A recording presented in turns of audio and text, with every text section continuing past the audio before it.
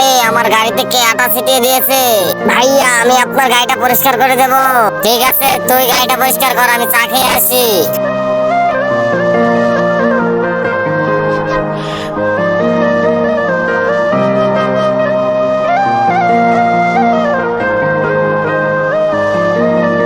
আমি তোকে গাড়ি পরিষ্কার করার জন্য টাকা দিছি, ঘুমানোর জন্য নয়। হ্যাঁ ভাইয়া, আমি এখনই করছি।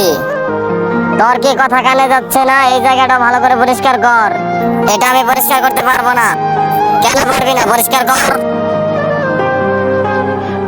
কারণ এখানে আমি আমার পাপার নাম লিখেছি।